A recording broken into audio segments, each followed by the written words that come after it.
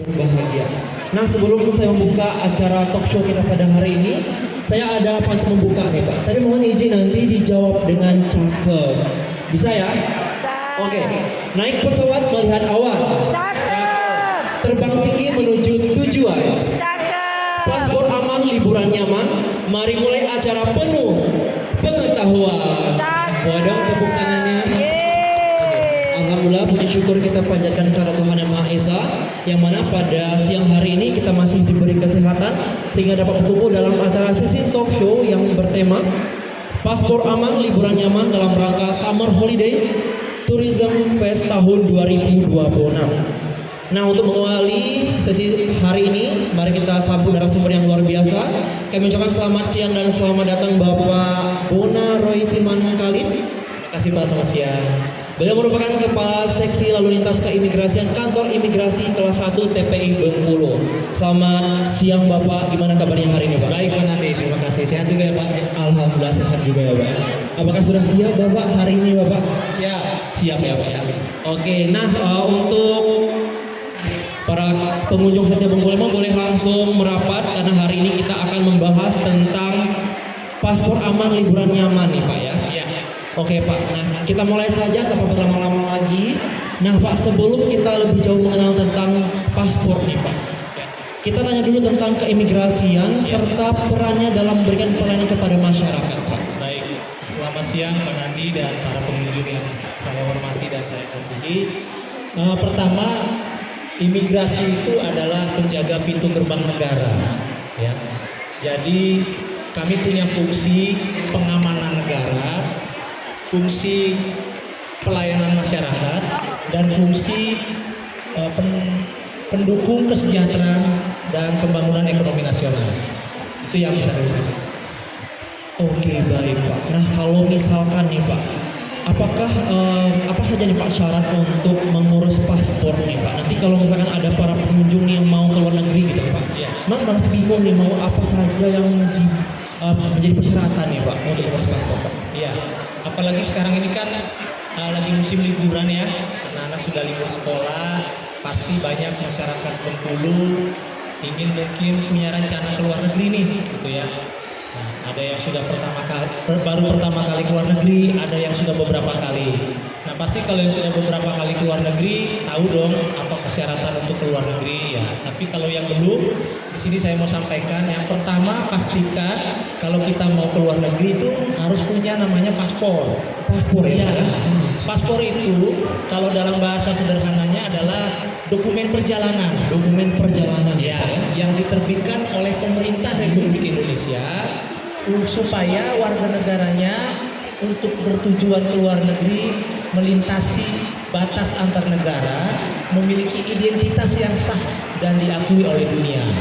Jadi kalau orang punya paspor, dia bisa kemana saja, kemanapun negara yang dituju, selama masih berlaku, identitasnya juga sesuai dengan yang ada di dalam paspor, itu juga bentuk perlindungan negara. Jadi kalau terjadi apa-apa di luar negeri ya, akan yang ditanyakan oleh pihak keamanan negara tersebut, kamu warga negara mana? Karena ada paspor tadi ya? Karena Pak, ya? ada paspor.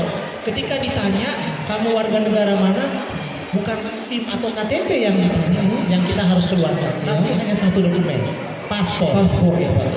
Nah kalau misalkan nih Pak, tadi kan ada paspor dan visa nih Pak. Nah apa perbedaan antara paspor dan visa nih Pak? Ya, baik. Kalau paspor itu adalah dokumen perjalanan yang diterbitkan oleh pemerintah untuk warga negaranya. Kalau visa itu adalah dokumen keimigrasian untuk memberikan persetujuan tertulis kepada warga negara asing. Nah ini kayak ada perbedaan. Kalau paspor itu diberikan oleh pemerintahnya untuk warga negaranya sendiri.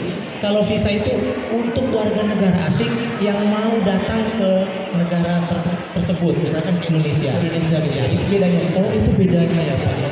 Nah kalau untuk proses pembuatan paspor nih Pak, itu berapa lama sih Pak biasanya? Paspor itu proses pembuatannya 3 hari kerja, Pak Nandi. 3 hari kerja ya? Iya, gitu.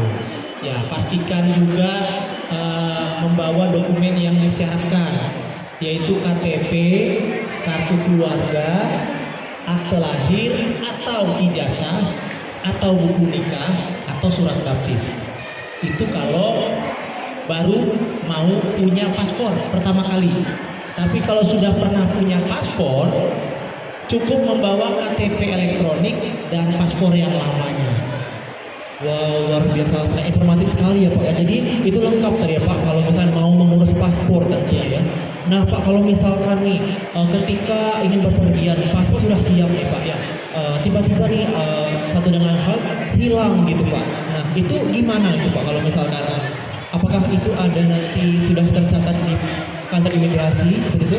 Apakah dikeluarkan lagi atau gimana Pak? Nah, itu dia sebenarnya sangat disayangkan ya. Kalau kita sudah pegang paspor, paspor itu harus dijaga ya Pak ya. Disimpan baik-baik.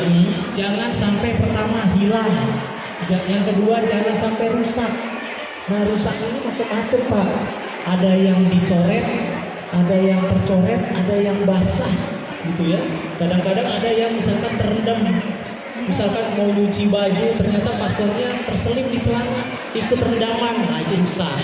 Nah, jadi kalau kejadian seperti Pak Nandi bilang tadi, tiba-tiba sudah ready nih, tiketnya udah siap, paspornya sudah berada perjalanan ke bandara, tapi ternyata dalam perjalanan paspornya hilang.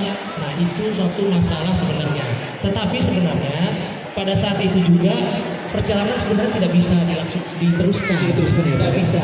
Karena itu ada dokumen resmi. Iya, jadi dia itu harus mengajukan paspor yang penggantinya.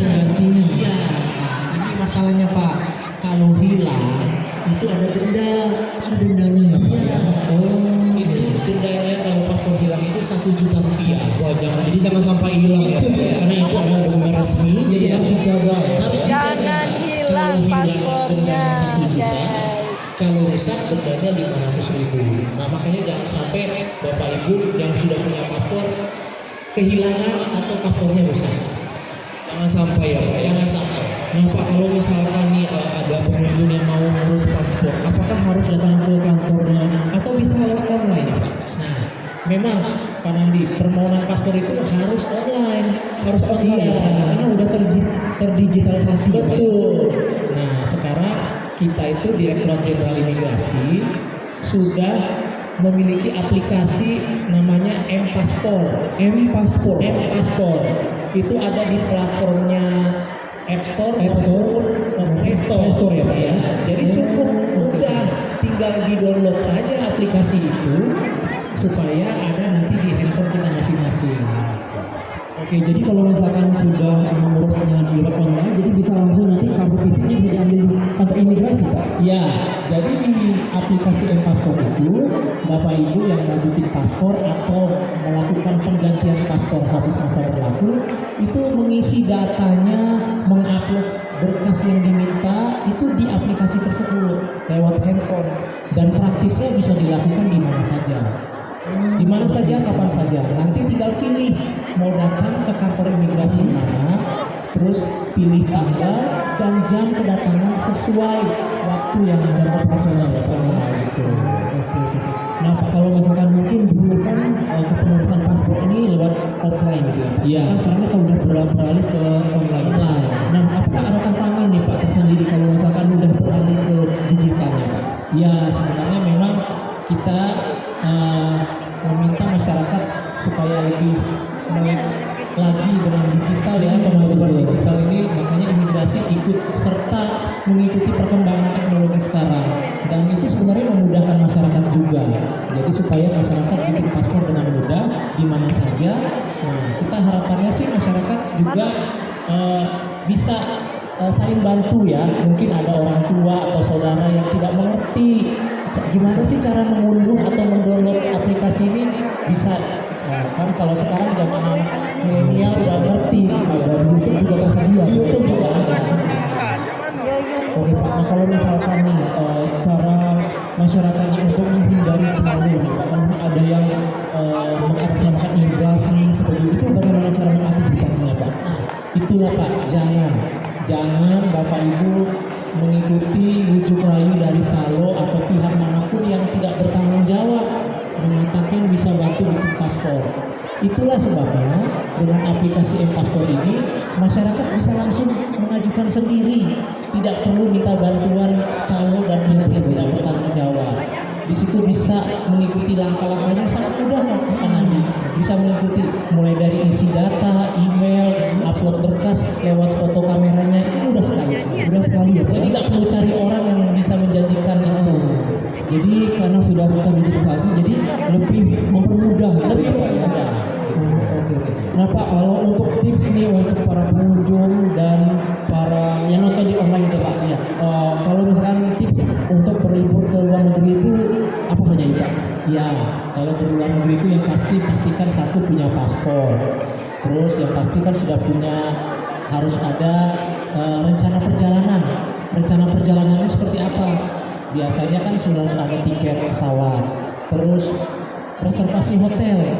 Udah pasti dong kalau namanya jalan-jalan ke suatu negara pasti kan ada satu kota yang dituju. Betul. Pasti ada reservasi penginapan, mau nginap di mana, berapa lama. Nah, itu pasti harus ada. Bahkan ada beberapa negara seperti di Eropa itu mewajibkan pengunjungnya itu punya asuransi perjalanan. Punya, karena mereka sangat ingin kalau terjadi apa-apa warga negara dari lain yang mau masuk ke negara tersebut, kalau terjadi apa-apa punya asuransi yang bisa membantu mereka kalau terjadi apa-apa selama melakukan perjalanan wisata. Jadi pastikan dokumen itu semua ada, lengkap dan tidak hilang, dan pastikan itu masih berlaku semua, terutama paspor. Oke Pak, nah untuk paspor itu biasanya masa berlakunya berapa lama sih Pak? Nah, paspor Indonesia punya dua jenis masa berlaku. Dua jenis ya Pak? Ya, yang masa berlakunya 5 tahun dan yang 10 tahun Pak. Oke oke.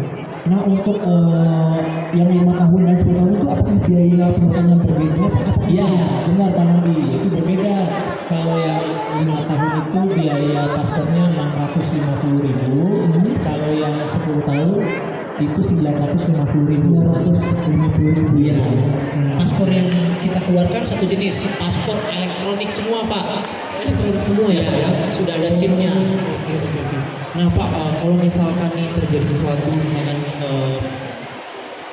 para pengunjung misalkan di luar negeri gitu Pak, bagaimana kantor imigrasi ini menjamin nih Pak untuk terkait paspor tadi Pak? Kalau di luar negeri sebenarnya kita tidak ada kantor imigrasi, tapi kita punya perwakilan Perwakilan ya Pak? perwakilan pemerintah Republik Indonesia yang itu kedutaan. Kedutaan. Ada kedutaan besar Republik Indonesia, ada konsulat jenderal Republik Indonesia. Jadi warga negara kita atau masyarakat Bengkulu kalau misalkan mau umroh ke Arab Saudi, mau jalan-jalan misalkan ke Cina, di situ pasti ada kedutaan besar Republik Indonesia atau perwakilan kita. Jadi kalau terjadi apa-apa misalkan paspornya hilang dalam perjalanan di negara tersebut, itu harus datang. Harus datang ke kedutaan besar tadi ya Kedutaan Pak? besar itu bilang saja, laporkan saya kehilangan paspor. Di sana akan ada pejabat dan petugas yang akan melayani, memberikan dokumen pengganti dari yang hilang tersebut. Oke, baik. Jadi mohon dicatatkan, jadi jangan sampai hilang ya Pak? Iya, sebenarnya jangan sampai hilang, baik selama di Indonesia maupun pada saat di luar negeri, karena Oke. harus disimpan baik-baik. Nah Pak, kalau misalkan